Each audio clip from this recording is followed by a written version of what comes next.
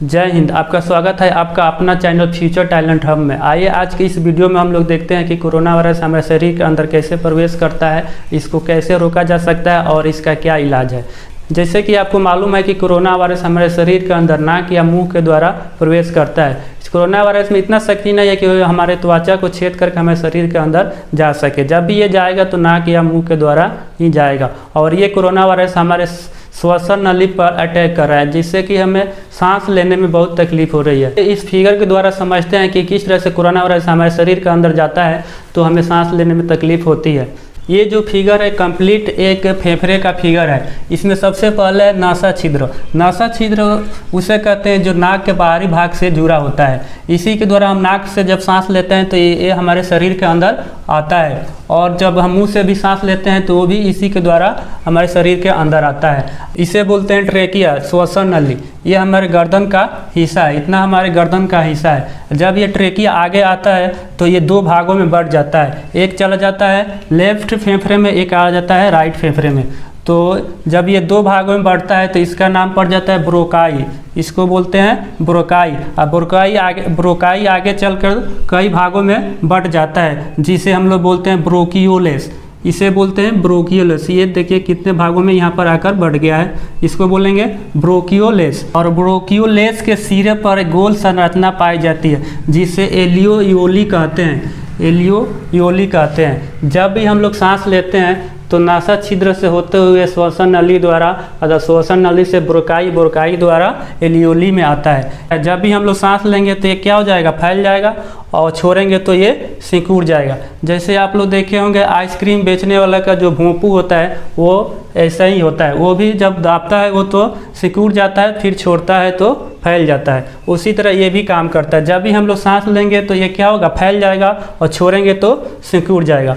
और जब corona virus हमारे श्वसन नली के द्वारा होते हुए ब्रोकाई से ब्रोकियोलेस से होते हुए एलियोली में आकर कोरोना वायरस भर जाता है। जी कि जब एक बार कोरोना वायरस एलियोली में आ जाता है तो कोरोना वायरस एलियोली को पूरा जाम कर देता है, इसको भर देता है, इसको तहस नहस कर देता है। तो कोरोना वायरस का जो मरीज होते हैं वो सांस लेने में उनको तकलीफ़ होने लगती है, वो सांस नहीं ले पाते हैं क्योंकि इसकी जगह कम हो जाती है। जब पूरा ये कोरोना वायरस से ही भर जाता है, इसमें सांस लेने की क्षमता कम हो जाती है। इसलिए आप लोग देखते होंगे कि कोरोना मरीजों को जब सांस लेने में तकलीफ होने लगती है तो उनको ऑक्सीजन बाहर से दिया जाता है, जिस ऑक्सीजन सिलेंडर द्वारा उनको बाहर से ऑक्सीजन दिया जाता है। इनका अपना जो एलियोली है जो सांस नहीं ले पाता है, इसलिए उनको बाहर से ऑक्सीजन दिया जाता है। एक बार कोरोना वायरस आपके एलियोली में आ जाता है तब ये आपके इम्यून सिस्टम पर निर्भर हो जाता है कि आप बचेंगे कि नहीं बचेंगे। जिसका इम्यून सिस्टम तगड़ा है वो बच जाता है, जिसका नहीं है वो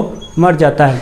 तो कोरोना वायरस को एलियोली में आने से हम लोग इसे रोक सकते हैं। आइए इसको समझते हैं दूसरे फिगर पर कि कैसे रोक सकते हैं। जैसे कि हमें मालूम है कि यह है नासा छिद्र और ये है श्वसन नली।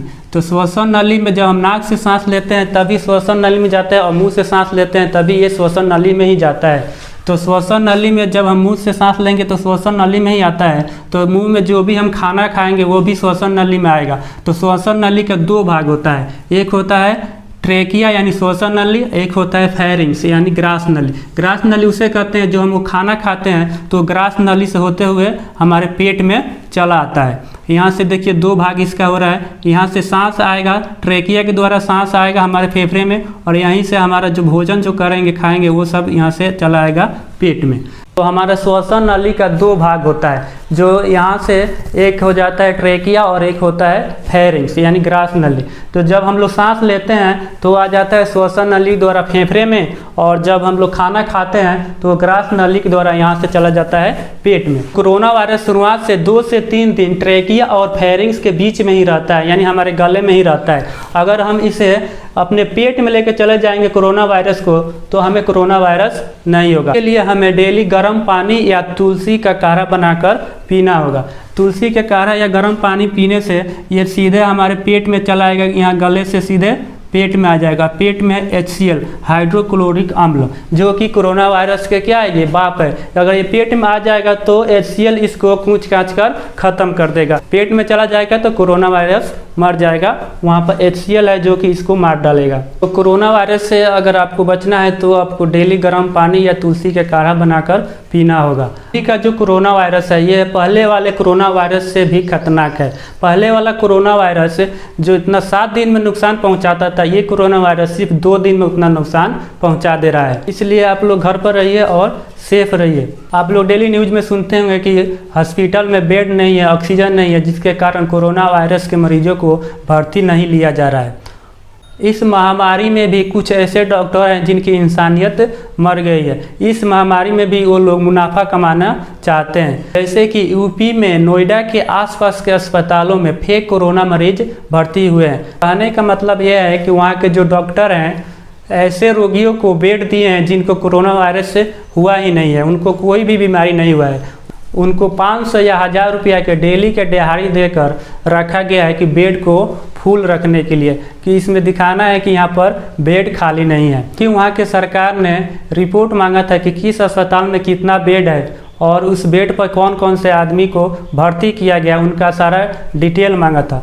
तो ऐसे में वहाँ के डॉक्टरों ने ऐसे लोगों को हायर किया जिनको बीमारी नहीं हुई है और उनको सुला दिया। उनको डेली क्या 500 या 1000 रुपया देते थे। और इस बीच कोई अमीर कोरोना का मरीज आ गया और वो डॉक्टरों से बोलता है कि हमें बेड दे दीजिए, हम आपको डेली के 1 से 1.5 लाख रुपया देंगे। तब इस स्थिति में वहाँ के जो डॉक्टर 1000 रुपया डेली के दे रहे थे, जिस आदमी को अपने बेड पर सुलाए थे, रखे थे, उसको बोलते हैं कि जाओ तुम्हारा निगेटिव है, तुम घर जाओ, तुम्हें कोरोना वायरस नहीं है, और उस आदमी को वो बेड दे देते हैं। तो ऐसे ये सब डॉक्टर मुनाफा कमा रहे हैं। जिसके पास डेली के 1.5 लाख देने के लिए पैसा है वो कोरोना को मजाक समझ सकता है। और ये भी कोई गारंटी नहीं है कि डेली के 1.5 लाख दे रहा है तो बच भी जाएगा, इसका भी कोई गारंटी नहीं है। वहाँ की सरकार ने ऐसे बेडों को लगभग 200 बेड खाली कराई है जो फेक कोरोना मरीज थे। बात करते हैं कि इसका इलाज क्या है। जितना जल्दी हो सके सारे लोग वैक्सीन लगा ले। ये कोरोना वायरस ज़्यादातर युवाओं को अपने चपेट में ले रहा है, क्योंकि 45 साल के जो ज़्यादा के उम्र के लोग हैं उनको वैक्सीन पहले लग चुकी है, और जिनको वैक्सीन नहीं लगी है उनको ये अपने चपेट में बहुत जल्दी से ले रहा है। लोग को जब वैक्सीन लग जाएगा तो ये बहुत जल्द ख़त्म हो जाएगा। जो वैक्सीन हमारे शरीर में लगाया जा रहा है उस वैक्सीन में कोरोना वायरस ही होते हैं, बल्कि वो जिंदा नहीं मारा हुआ कोरोना वायरस होते हैं। उसमें मृत कोरोना वायरस को डाला गया है और साथ में एंटीबॉडी बनाने वाला केमिकल भी उसमें डाला गया है। जब उसको इंजेक्शन द्वारा हमारे शरीर में इंजेक्ट किया जाता है, डाला जाता है, तो कोरोना वायरस से लड़ने के लिए हमारे शरीर में एंटीबॉडी बनता है और बहुत अधिक बनता है, जिसके कारण उन दोनों को लड़ाई होता है। मृत कोरोना वायरस को हमारा एंटीबॉडी मारता है और मारते मारते वो जब वो डिठा जाता है तब उस समय अगर कोई ओरिजिनल कोरोना वायरस भी आता है तो उसको भी वो मार देता है। और यही कारण है कि बहुत सारे लोगों को शिकायत है कि वैक्सीन लगाने के बाद बुखार आ जा रहा है, उनको सर दर्द हो रहा है। तो इसका कारण ये है, जब हमारे शरीर में इंजेक्ट किया जा रहा है तो उसमें कोरोना वायरस से लड़ने के लिए हमारा शरीर एंटीबॉडी बना रहा है, और दोनों में जब लड़ाई हो रही है तो उस लड़ाई के कारण ही हमें बुखार और सर दर्द की शिकायत आ रही है। नॉर्मली बुखार और सर दर्द हो रहा है, इसको सर दर्द का दवा और बुखार के दवा खाकर ठीक किया जा सकता है। ये 2 से 3 दिन तक होगा और दवा खाने से ये आराम से ठीक हो जाएगा। और कोरोना का हराने का एकमात्र उपाय है कि सबको वैक्सीन लगाना पड़ेगा। इसलिए आप सब लोग कोरोना का वैक्सीन लगाइए और खुद जागरूक होइए और दूसरों को भी जागरूक करिए कि कोरोना का वैक्सीन लगाएं। कोरोना वायरस के वैक्सीन लगाने से लोग डर रहे हैं, लेकिन शराब, गुटखा, सिगरेट पर लिखा रहता है कि ये स्वास्थ्य के लिए हानिकारक है, फिर भी लोग उसको कीन कर खाते हैं। और वैक्सीन पर लिखा है कि यह ज़िंदगी बचाएगा, तभी इसको लोग लगवाने से डर रहे हैं। अभी तक 8 करोड़ लोगों को वैक्सीन लगा है, जिसमें से मामूली 50 से 60 लोगों की मृत्यु हुई है, जो कि ये नॉर्मली है। इससे ज़्यादा लोग तो रोड पर जब चलते हैं तो मारे जाते हैं एक्सीडेंट के द्वारा।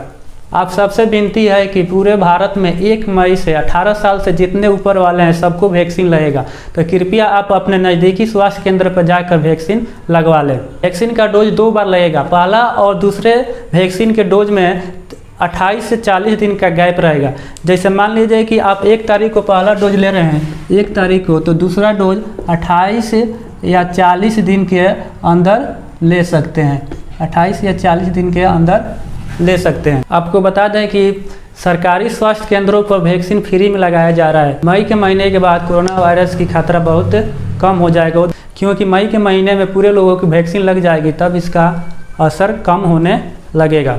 इसलिए आप लोग मई के महीने में घर पर रहिए, सेफ रहिए और स्वस्थ रहिए। अगर ये वीडियो आपको अच्छा लगा हो तो शेयर करिए, कमेंट करिए, लाइक करिए और चैनल पर पहली बार आए हैं तो सब्सक्राइब कर लीजिए। और हाँ, 10वीं और 12वीं के बच्चों से मैं कहना चाहूँगा कि आप लोगों को सरकार 10वीं और 12वीं से बचा सकती है पर 13वीं से नहीं, इसलिए घर पर रहिए और सेफ रहिए। जय हिंद।